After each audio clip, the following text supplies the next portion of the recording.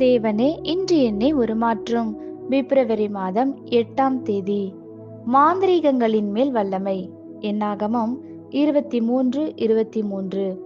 யாக்கோபுக்கு விரோதமான மந்திரவாதம் இல்லை, இஸ்ரவேலுக்கு விரோதமான குறி சொல்லுதலும் இல்லை. பிசாசு வஞ்சிக்கிறவன், தொடை நடுங்கி மற்றும் கோழை.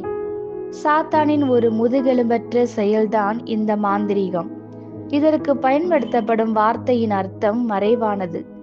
எல்லா வகையான பில்லி சுனியம், மந்திரவாதம், குறி சொல்லுதல்களும் இதில் அடங்கும். பிசாசும் அவனது கூட்டமும் மற்றவர்களுக்கு இப்படிப்பட்ட காரியங்களை அவர்களது அழிவிற்கு தந்திரமாக செய்கின்றனர். ஆனால் இன்றைய தினத்திற்கான வசனமானது, ஒரு விசுவாசியினுடைய வாழ்வில் தேவனுடைய வல்லமையானது எல்லா மாந்திரீக வல்லமைகளிலும் ஆவிக்குரிய அந்தகாரங்களின் வல்லமைகளிலும் மேலானது என புரிந்து கொள்ள செய்கிறது. குறி சொல்பவனான பிலேயாமை பாலாகு என்னும் ராஜா இஸ்ரவேலரை அதன் அழிவிற்காக சபிக்க அழைக்கிறான்.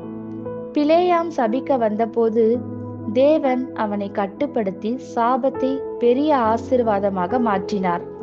தேவன் பொல்லாத ஆவிகளை கூட வழிநடத்தி தேவனுடைய பிள்ளைகளுக்கு நன்மையான காரியங்களை செய்ய வைக்க வல்லமையுடையவராய் இருக்கிறார் என்றும், தேவனால் எல்லாம் கூடும் என்பதையும் நாம் புரிந்து கொள்ள வேண்டும்.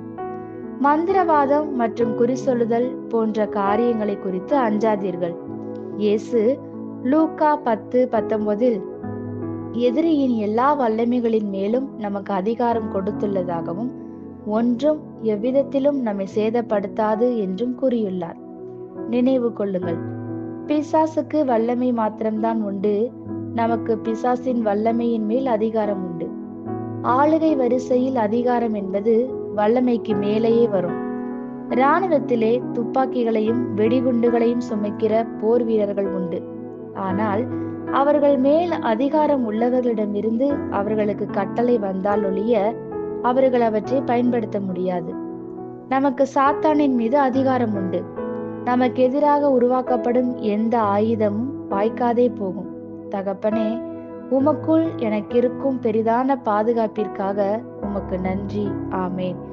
இந்த வார்த்தைகளினால் நீங்கள் ஆசீர்வதிக்கப்பட்டீர்கள் என்று நாங்கள் நம்புகிறோம்.